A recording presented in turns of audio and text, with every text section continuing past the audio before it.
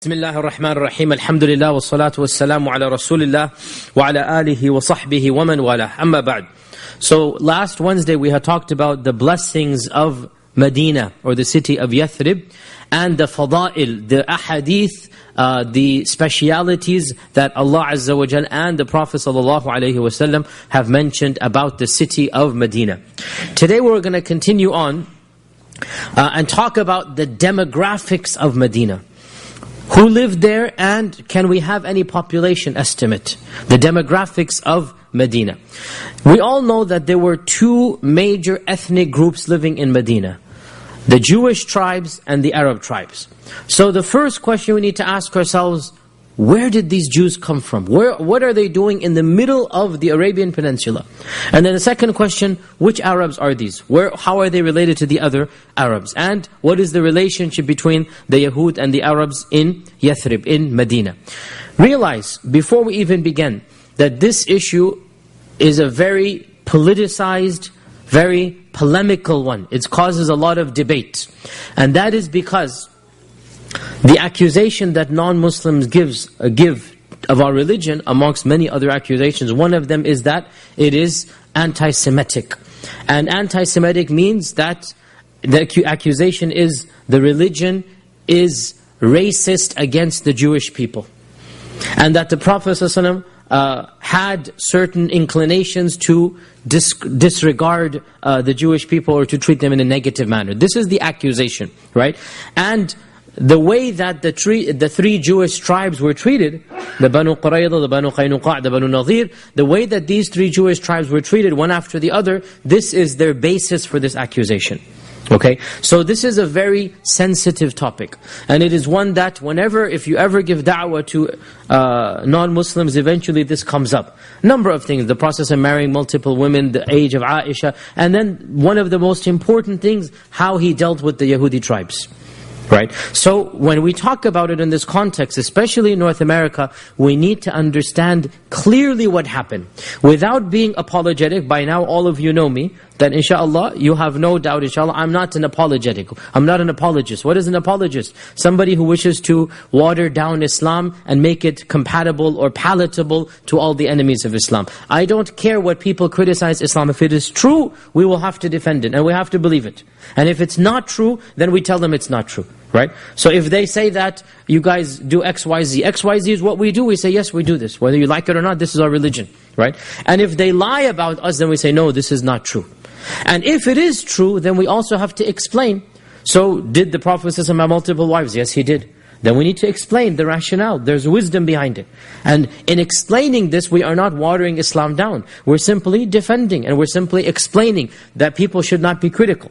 So this is one of those topics. I'm just talking about it for the first time, but do realize that throughout the next few weeks and the next few years, because the Madani Seerah is 3 times the Makki Seerah, inshallah, if Allah gives us life, we'll continue this.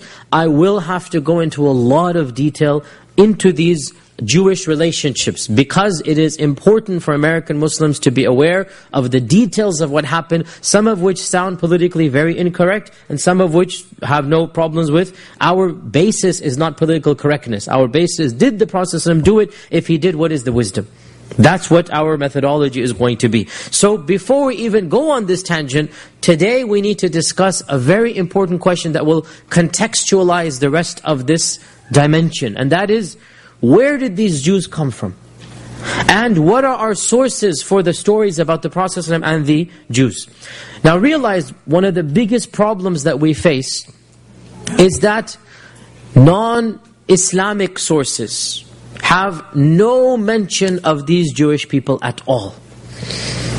So the only reference we have to these tribes is from within the Islamic tradition. As of yet, we have not discovered any history, any chronicle that mentions the tribes in Medina. Now, there are references to Jews in Arabia, in other sources. But from the Islamic sources, we get all of the details. Now, this is considered problematic by non-Muslims. For us, it doesn't really matter that much. By non-Muslims, it's considered problematic. Why? Because they say these sources are biased. They all have an agenda. And what is the agenda? To defend the Prophet ﷺ no matter at what cost. Because they're all Muslims, so they're not going to be fair and balanced. That's only one network is fair and balanced, right? Otherwise, the Muslims can never be fair and balanced, right? Because, according to them, they will have this bias to defend the Prophet ﷺ, so we'll never know the full story. Anybody who opposes the Prophet ﷺ, according to them, will be painted in a negative light. And can you believe there are articles that I have read myself that defend Abdullah ibn Ubay ibn Salul as being a noble man, as being a leader. Why? Because, again, the point is, anybody who opposes the Prophet ﷺ is painted negatively, he must have been a good person. So they flip the entire narrative around. And they make the leader of the munafiqeen the real true gentleman and nobleman of Medina. And the same applies to the other stories as well. So we need to be very cautious and careful about how we're going to interpret the sources. So, we begin by saying there are a number of theories about where these Jewish tribes came from. Some of these theories were simply said by the early scholars, and some are propounded by later scholars. The first theory is that these tribes were sent by the Prophet Musa alayhi salam himself. That the Prophet Musa alayhi salam sent a small group to the land of Hijaz. Why? Because he knew that the Prophet Muhammad ﷺ would come from that land, and so he wanted a group of his followers to believe in him and welcome him. This is a theory that one finds in early Islamic sources, and Allah Azza wa Jalla knows best. It does seem a bit strange, to be honest, and it doesn't seem very sound. Yani, why would Musa alayhi salam send some of his followers when he is the prophet of that time, and the people should remain with him? And he knows that there's going to be another prophet, Isa, between him and the Prophet ﷺ. And Allahu Alam, but he probably knew that the other prophet will come after a long time. And that's over 3,000 years. Allahu Alam. But this is one theory that some Muslims have. Another theory, which seems more reasonable, and this actually might have some references in non-Islamic sources, as we'll mention. Another theory is that the Jews of Medina settled in Medina after they were expelled from Jerusalem. Now, let's pause here. And everyone should know that once upon a time, Sulaiman alayhi salam, when Sulaiman was the king and Sulaiman was the prophet, all the Yahud, of course, were in Jerusalem. Obviously, that is very true. We don't deny this. It's obvious. They were there. And Sulaiman alayhi salam had built the big temple, the Haykal. He had built the big temple of Sulaiman. Now, over the course of the next hundreds and thousands of years, the power of that state collapsed. The Romans became in charge, and then the Christians, and at times even the Persian emperor was in charge of Jerusalem. So over the course of the next 1,500 years, until Umar ibn al-Khattab conquered Jerusalem, Jerusalem was in between many different people. It was controlled by pagan Romans. Pagan Romans, they hated the Christians as well. It was controlled by the Persians at times, and at times it was controlled by Christian Romans. So different groups had controlled it. Now, there were two major expulsions of the Jews. And according to the majority of scholars of Islam, it is these two expulsions that are mentioned in the Qur'an in Surah Al-Isra. If you read the first page of Surah Al-Isra, Allah subhanahu wa ta'ala mentions two expulsions and two punishments sent upon them. Right? The majority of Quranic scholars consider these two to have been the ancient two of the past. And I should just add as a footnote, some modern scholars of the Qur'an, and I haven't really studied and I don't have an opinion myself, some modern scholars say that this reference in Surah Al-Isra is to a future event and not a past one. And if you understand Surah Al-Isra, this changes the whole dynamics of what the surah is talking about, right? And that is a tangent that is not relevant to this class. But there's a new group of scholars that is saying Surah Al-Isra is not history, it is prophecy. Surah Al-Isra is not the past, it is the future. And that changes the entire dynamics if you understand the surah and what is being mentioned. But that is one theory. The majority of scholars in our history have always understood Surah Al-Isra as being history, i.e. the two expulsions. What are these two expulsions? The first expulsion took place in 587 BC, before the Christian era. 587 BC. And this was when Nebuchadnezzar, who was an evil tyrant rule, Bukhtanasar in Arabic, Nebuchadnezzar surrounded Jerusalem, and for the first time in the history of the Jewish empire, destroyed the Haykal of Sulaiman, the original Haykal, the actual temple that Sulaiman had built. And this was considered to be one of the wonders of the world. Why? Because the jinn built it, obviously.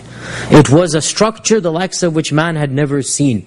It was massive and beautiful. It was a feat of architecture. It was considered to be one of the 7 wonders of the ancient world. You might have heard of the 7 wonders of the ancient world. 7, if you like, creations of man that were just unparalleled. One of them was reputed to be the Haykal of Sulaiman. And of course, we as Muslims, we believe the reason why was because he had the jinn building him. Allah says in the Quran, right, that the jinn are banna'in wa ghawwas, right? That they were banna', architects, and ghawwas, diving deep into the water to get what they needed. So they're doing things in the water. What did they get from the water? What pearls, what beautiful, exquisite treasures? And banna', they're building structures. So Allah subhanahu wa ta'ala tells us that Sulaiman was given this. So the Haykal of Sulaiman was a amazing structure that stood solid for 400-500 years, untouched. And then Allah Azza wa Jal will that the first of the destructions occur. And this is, as I said, in 587 BC. And this was when the original temple was destroyed. This temple was, when it was destroyed, it was the first time the Jews had to flee. It is called the diaspora. And the Jews are known throughout history for having many diasporas. They call themselves the wandering people. The wandering peoples. Why? Because since that time they've never had a unified land up until, as we know, 1947. So they have always been in different lands. That was the beginning, the first diaspora. And it was at that diaspora that large groups left for many lands. We know for a fact they went, the majority of them went to Iran. And they stayed there for many decades or hundreds of years until finally King, Cyrus allowed them to come back. And so many of them came and many of them remained. And Iranian Jews, therefore, are considered to be of the most ancient of the Jews. And there are plenty still in the world. If you go to Los Angeles, there's a whole area of Iranian Jews over there, an entire area over there where you can see their restaurants and their stores and whatnot. And they're well known. This is perhaps one of the largest groups of Jews in the Middle East before the creation of Israel. That was in Iran. So that's one area they went. Also they went to areas of Iraq. And we know that Iraq had a lot of Jews in the time of the Umayyads. Early Umayyads was full of Jews. Baghdad as well. Kufa and Baghdad. Where did they come from, this first diaspora? It is also said that some went to Yemen. But it appears that the majority of the Yemenite Jews are from the second expulsion, and Allah knows best. Do they go back that ancient or not? We know that Yemen had a lot of Jews in it. We know this up until now. There were Jews until 1947, and the Yemeni Jews and the Falasha of Ethiopia are of course related. They are in fact the same branch. So from Yemen they then went to Habash or Ethiopia. So those two are also the branch of the Yahud. So there is one theory that a small group of Jews in 587 BC emigrated to Hijaz.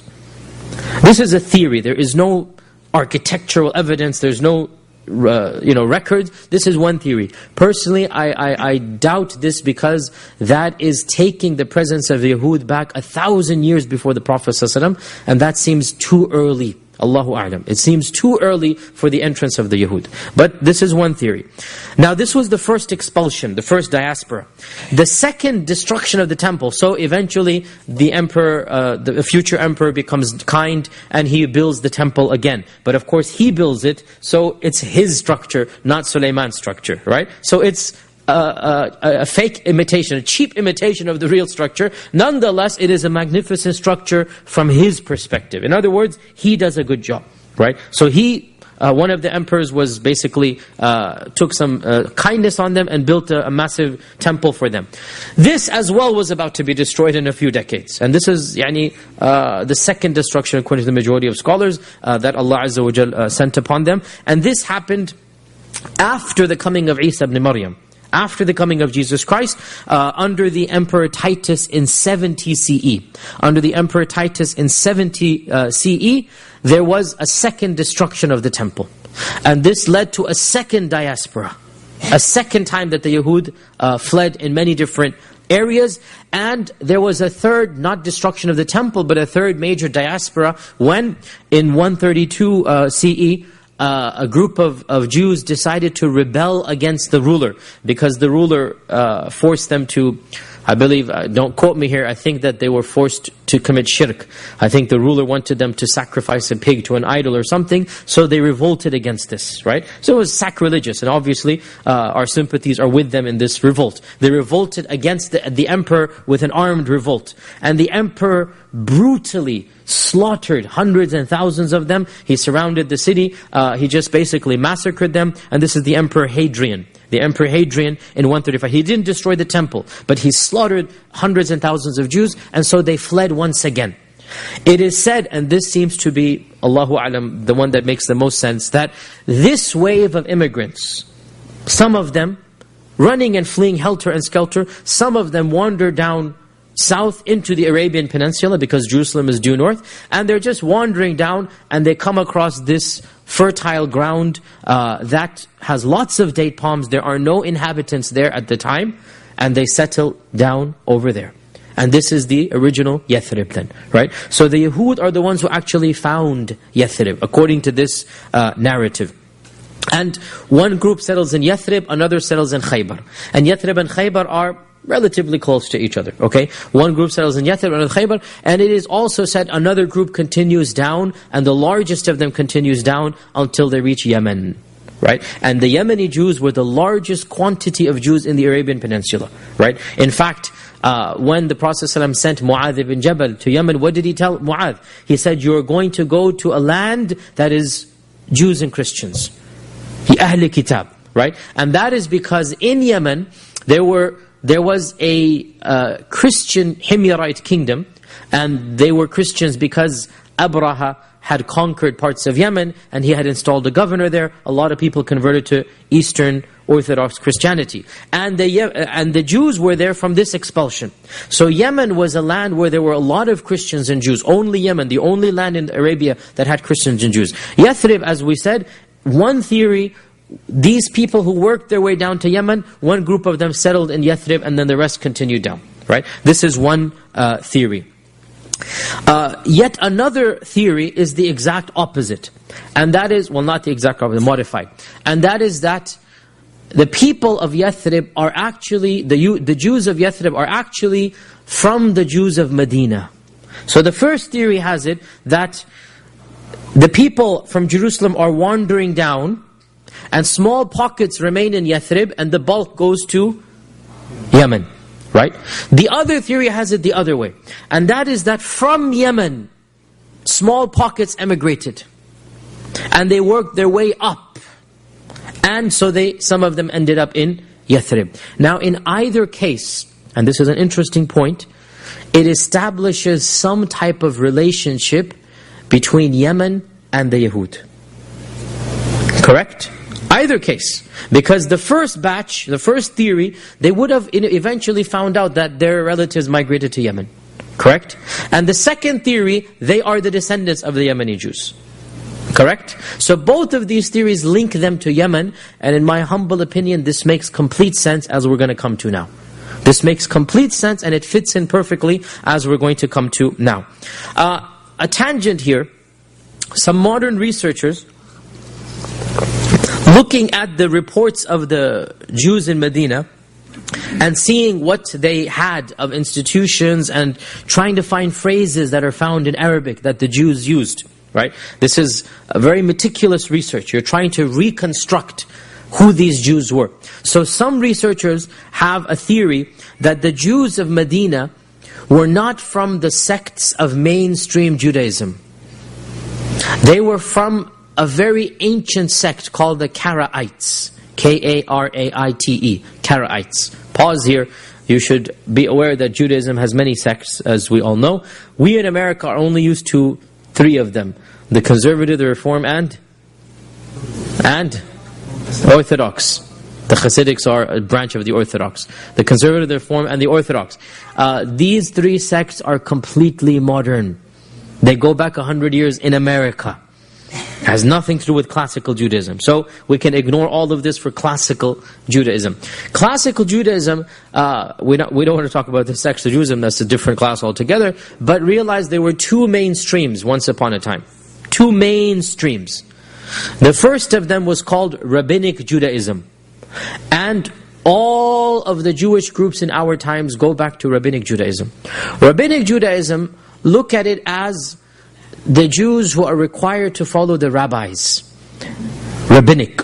So the rabbis interpret the law and they follow the rabbis. The second group of Judaism, of Jews, and this is the theory that this group is from that second group, are the Karaites. By the way, in our times, the Karaites are only 40,000 in the whole world. They are very minuscule, and I have never met one in my life. They're a very small group. They're still around. The Karaites reject the authority of the rabbis. And they say we need to follow the Torah directly. We're not going to have the intermediary of the rabbis. We're going to follow the Torah directly. Now this is a bit simplistic, but the point is that there is something called Rabbinic Judaism, which has, look at it this way, books of fiqh. The Rabbinic Jews are going to follow books of fiqh. They're not going to go back to the Quran and Sunnah. I'm being equivalent here, right? The Karaite Jews reject these books. Like, this is not the original Sharia. The actual Sharia is the Kitab and Sunnah, the Quran and Sunnah, right? So they're going to go back directly to the Quran and Sunnah. This is Karaite Judaism. Now, the point being, some scholars have tried to research this, and it appears that the Jews of Medina were Karaites. If this is the case, then we can say that the theory that they emigrated when they were expelled from Jerusalem makes sense, because that was the time when Karaite Judaism was predominant. Rabbinic Judaism began around 400-500 CE. And the expulsion took place 120 CE. This is, you see why we're interested in what type of Jews they are. Because Rabbinic Judaism, after 400 CE, the bulk of Jews are Rabbinic Jews. So these Jews have nothing to do with Rabbinic Judaism.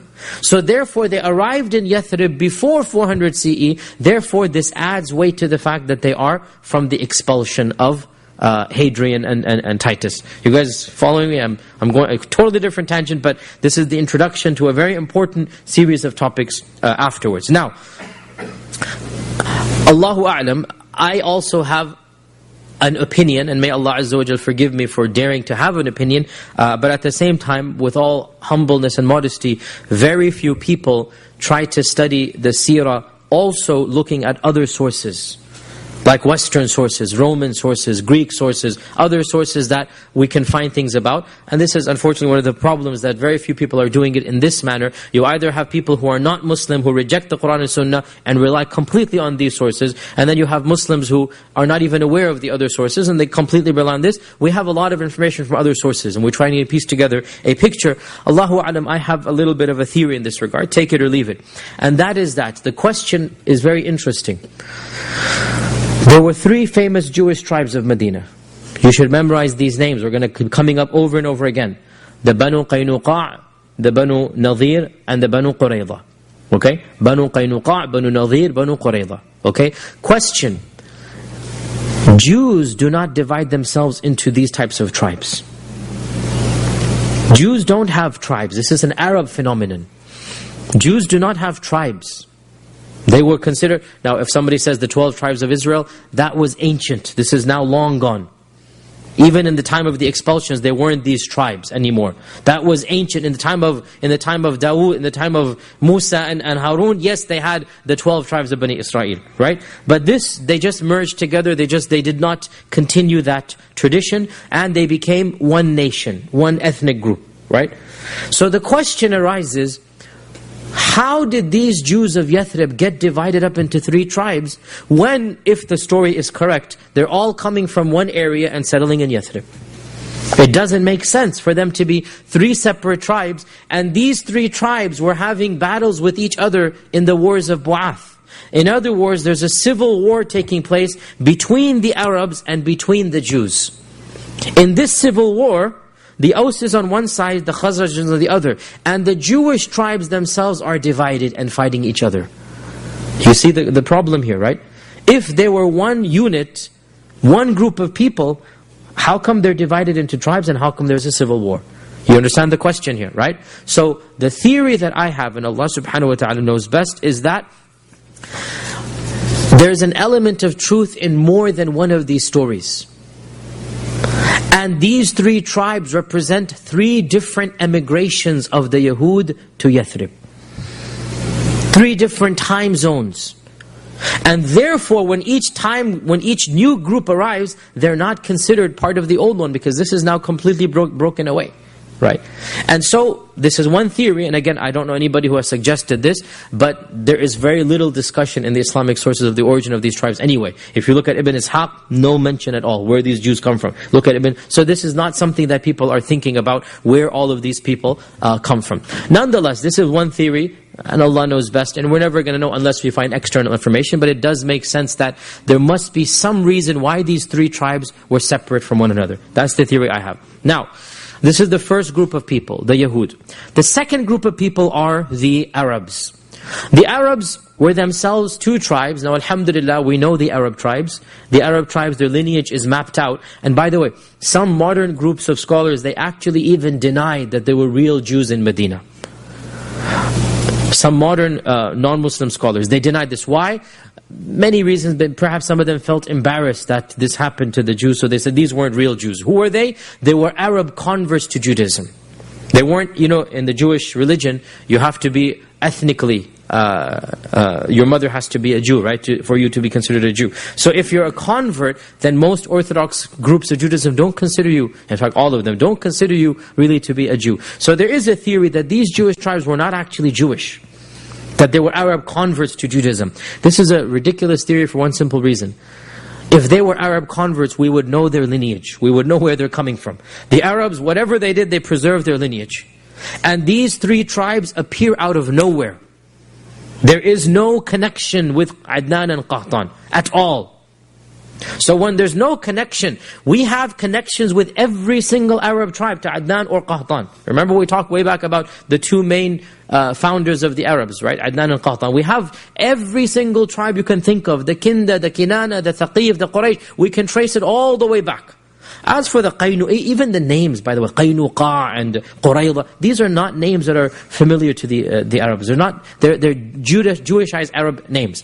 So the theory that they are converts holds no weight because there's no lineage. And all Arabs have a lineage to these two. Now, the original settlers, therefore, in this land were Yahud. Where did the Arabs come from and who are the Arabs? The Aus and the Khazraj. The Aus and the Khazraj, we know much more about them because they're Arabs. So when we're talking about Arabs, we can map out the lineage. The Aus and the Khazraj, they are descendants of Qahtan. Qahtan, Adnan is the Prophet's ancestor. Right? Remember, go all the way back. There were two major founders of what we now call Arabs, Adnan and Qahtan. Right? And generally speaking, Qahtan was more southern and Adnan was more central, generally speaking. And Ismail's descendants mixed with Adnan and his descendants.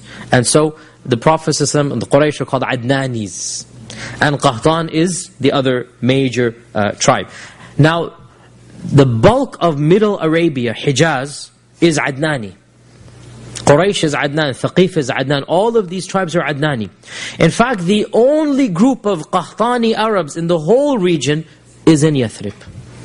And as I said last Wednesday, clearly, again we cannot be 100% sure, we don't speak A'udhu Billah on behalf of Allah, but it does appear that this was what Allah Azza wa Jalla intended, that the Qahtani and the Adnani tribes would merge together in early Islam to show the real unity, that there would be no more animosity between Qahtani and Adnani, that anybody who opposed the Muslims could not do so on ethnic grounds.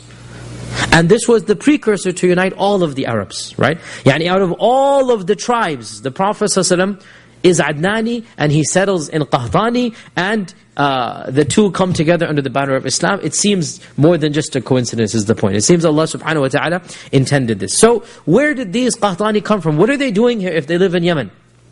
Here we go back to the story of Qahtani Arabs. Don't worry, I'm not going to bore you too much. If this is boring, personally I find this very interesting, but people are different. Some people don't like this ancient history. Qahtanis, the people of Yemen, if you like, the Aws and the Khazraj go back to the city of Ma'rab. And Ma'rab is the people of Saba. The people of Saba. You know Saba is mentioned in the Quran. There's a surah in the Quran, Surah Saba. Right? The people of Saba, Allah Azza wa Jal mentions them in the Quran. And Allah mentions one thing about them. That is an amazing feat that the whole world knows about them. And that is, they were the first human beings ever to build a dam. Never before had a dam been built. And by the way, that dam still stands to this day. It is, 2,000, 3,000 years old. It's just not all of it, but you see, still to this day, outside the city of Ma'rab, you will still see the dam. And this dam was a feat of engineering.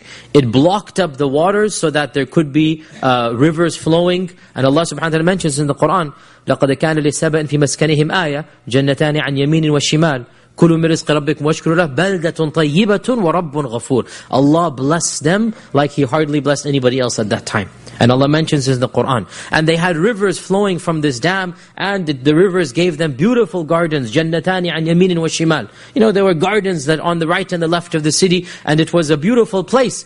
And then Allah punished them. How did He punish them? The dam collapsed. فَأَرْسَلْنَا عَلَيْهِمْ سَيْلَ الْعَرِمِ. This is Sayl al-Arim. Sayl al-Arim is the Arim dam collapsing. Sayl is the water flowing, right? Sayl al-Arimi. So because of their insolence and their arrogance, they were punished, and the dam collapsed. And this led to, again, hundreds and thousands of people dying, many villages destroyed, and many other Yemenis had to migrate away. And this occurred most likely around 300 CE. Most likely around 300 CE. So, around 3 centuries before the coming of the Prophet ﷺ, 250 years before the coming of the Prophet ﷺ, the Ma'rab dam collapses, and Allah references in the Quran, Sayl al-Arim, and so groups of Yemenites have to emigrate. Now, here is where I go back to what I initially said. Some of them, Aws and Khazraj, were cousin tribes. They literally go back to the same person. Aws and Khazraj were cousin tribes. So there is some blood relationship. So we can understand why the two are together. So Aws and Khazraj, they end up in Yathrib. Why Yathrib?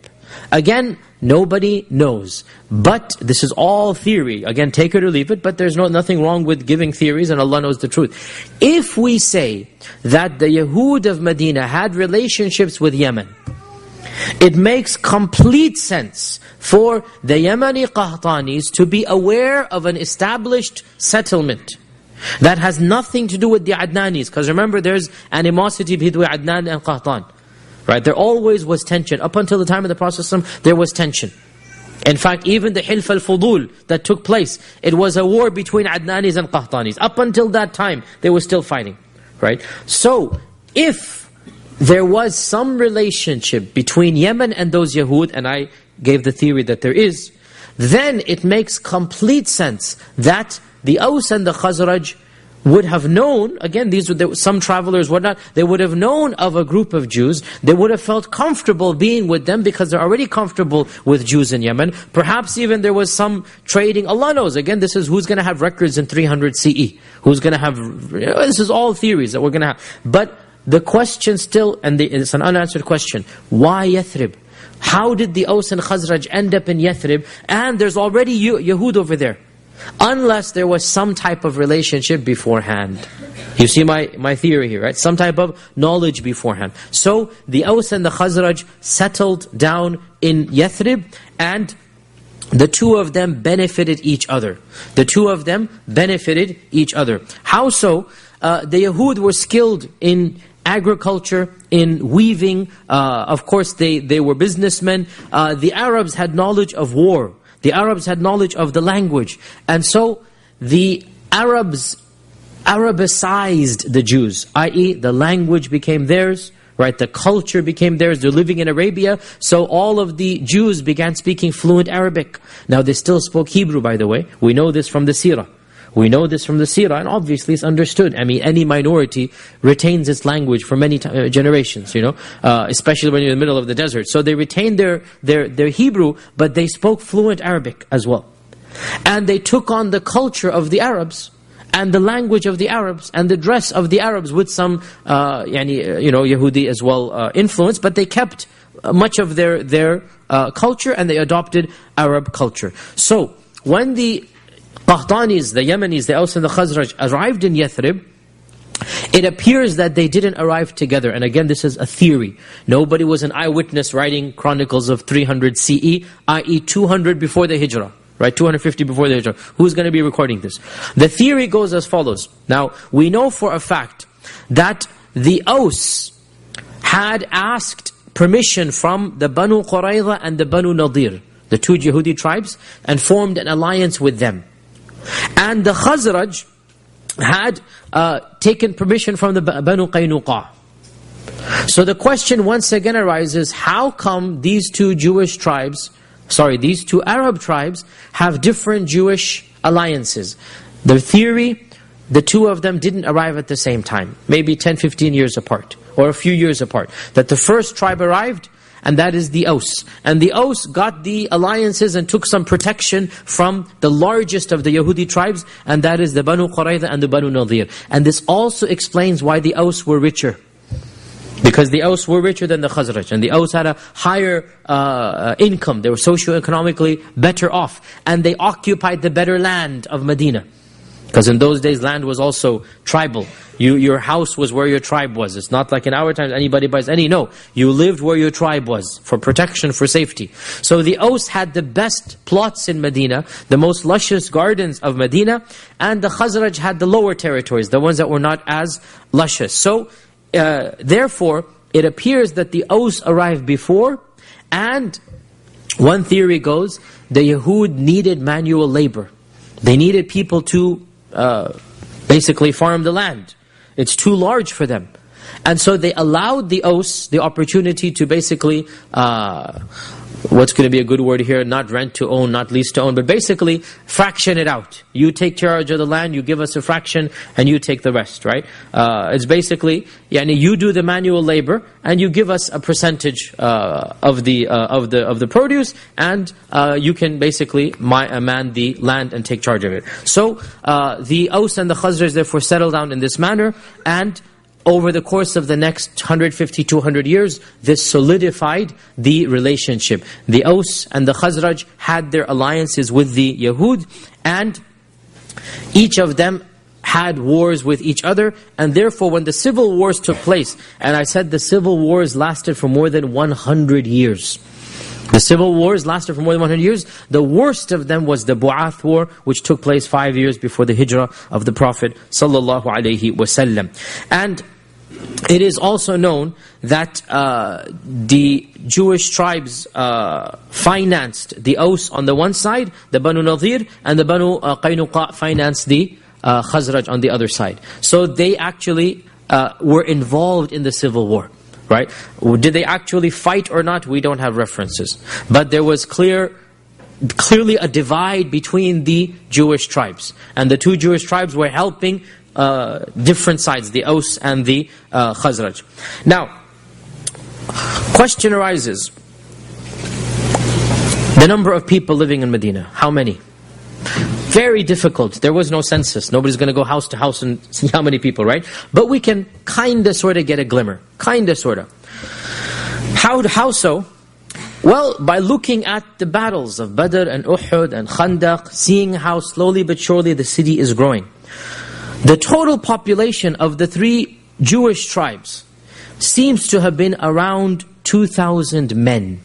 We get this by doing a tally of Banu Nadir, Banu Qaynuqa, and Banu Qurayza. Each time something happens, we have a number roughly of men. Adding all of these men together, 2,000 men. Multiply that by 3 for women and children, you get 6,000 Jews, roughly, in Yathrib. When the Prophet ﷺ immigrates, roughly 6,000.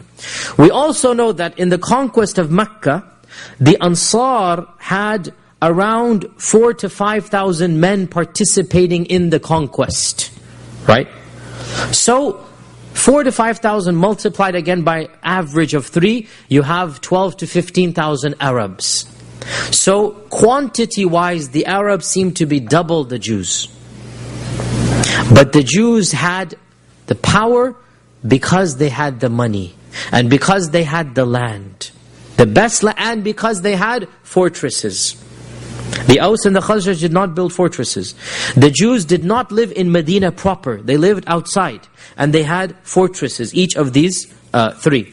And so, a rough quantity we get of the people of Medina, roughly around 20,000 people. And this is a relatively large town. It's not a small town. For the time, to have 20,000 people seems to be a very good number. And we already said that the Arabs were more than the Yahud. We just have one narration we have time for, and then it is time for Dr. Bashar to make a presentation. And Dr. Bashar, we can go late because Isha is just starting in 10 minutes, so you can go for 20 minutes, inshallah, not a problem, inshallah.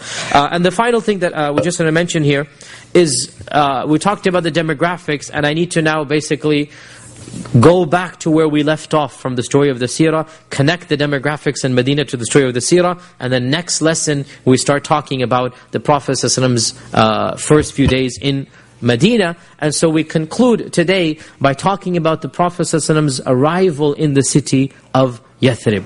That when we had already talked about Suraqa ibn Malik, we had talked about the story of Ma'bad, we had talked about the number of people who converted along the way, and now the news has spread that the Prophet ﷺ is about to arrive. And so every single day, the Ansar would go outside of the city towards what is now Quba, waiting for the Prophet ﷺ to come, because they know it's only a matter of time now. And every day they would go there in the morning and wait until around 10, 11 o'clock when the sun got too hot. And then they would have to go back and go to sleep because it was too hot. And so one day they went in the morning waiting and nothing happened, and they came back by 10, 11 o'clock, and in the distance the Prophet ﷺ and Abu Bakr appeared, but there were no Ansar there because they were already back home in their houses. And it so happened that one of the Yahud, because they were the ones on the outskirts, and because they were the ones who had that plot of land, one of the Jewish men was on the top of the tree plucking the dates. So he was the first to see in the distance the Prophet ﷺ and Abu Bakr coming. And the excitement of waiting for the Prophet ﷺ was so immense that it had even affected the Jews. I mean, it's an exciting thing, it's about to happen. And this is the case in any community, that anything is happening, everybody feels happy about it. So the Jew became so happy, he cried out at the top of his lungs that, "O Arabs, your king has arrived." Notice, he knows that they have adopted, quote-unquote, the Prophet as their king. Or, "O Arabs, your king has arrived." And he too is excited. And notice he says, "your kings." Because from the beginning, they did not expect the Prophet to be their, forget prophet, even ruler. And there was going to be tensions to come.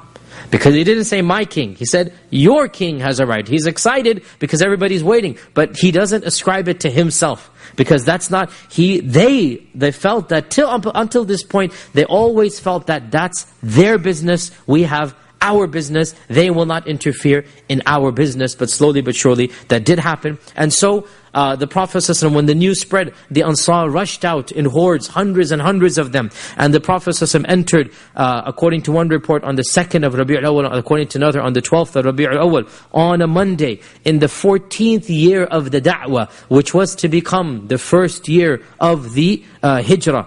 And Al-Bara ibn Azim narrates in Sahih Muslim that I saw the Ansar all dressed up, coming out. In other words, as soon as they heard the Prophet ﷺ, they actually dressed up in good clothes to come and to greet him. And over 500 men came outside.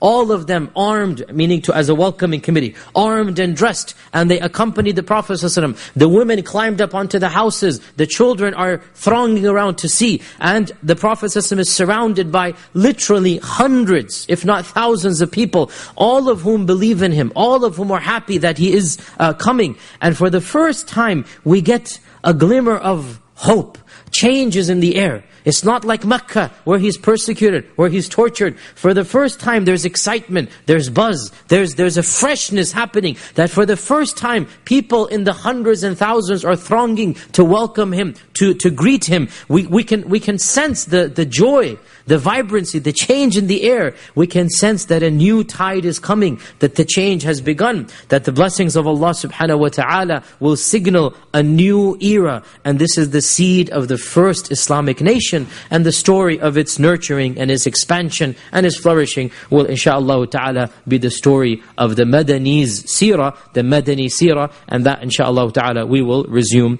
in our next seerah class. I will now hand over to Dr. Bashar. One final point, I will not be here next Wednesday. I will be abroad, so the seerah class will be resumed 2 Wednesdays from now. So we'll get an email, and then inshallah 2 Wednesdays from now we'll resume the seerah class. Dr. Bashar, the floor is all yours. We already announced the Isha timing from the 1st of April will be 9 p.m. Isha from the 1st of April, 9 p.m. inshallah. You can take a couple of questions until we set up. Oh, okay. Any questions while they set up the PowerPoint? You have any announcements as well? Can we move it forward? Yeah, sure. Whatever you want to do. Any questions?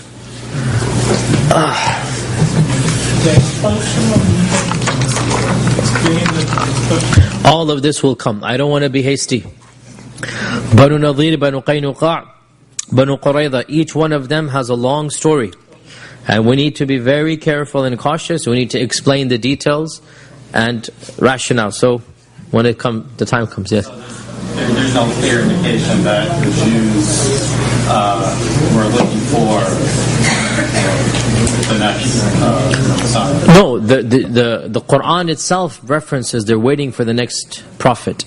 I mean, in Medina. Yes, the Quran references this. But they expected that prophet to be one of their own. They didn't expect him to be someone else. The Quran references this in Surah Al-Baqarah. وَكَانُوا مِن قَبْلُ يَسْتَفْتِحُونَ عَلَى الَّذِينَ كَفَرُوا. I think it's verse 130, 140 something. It's in that area. That Allah says they were expecting a victory over the Aws and the Khazraj. And the Aws and the Khazraj say that whenever we had a war, right, the Yahud would tell us that it's only a matter of time before our prophet comes and will massacre you. So they're waiting for a prophet. According to our legends and sources, they are waiting for a prophet. Does it answer your question? I mean, in Medina itself. Yes, in Medina. They're waiting for a prophet in Medina. Yes. Yes.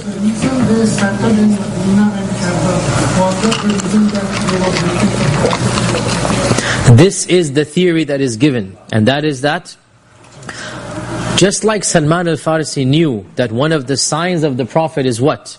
That he's going to come in a land of dates, right? So this knowledge was known. We know this for a fact, it was known.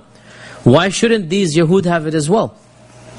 They probably also had it. And so, again, it doesn't negate the theory that when they're fleeing from Hadrian or from Titus, they settle in a land of dates because they know that the Prophet will come in a land of dates. Right? Inshallah. Yes? What was the relationship between Bibar in Medina and Bibar in One of the specialities of the people of Medina is that they had never been conquered by any tribe, even though 2-3 times this was attempted. But they had never been conquered by any tribe. So there was a relationship of izzah. People would come, trade, and leave. There was never a conquering. So the Aws and Khazraj were independent in spirit. Okay? Jazakumullahu khair. We will continue inshaAllah not next Wednesday, 2 Wednesdays from now inshaAllah.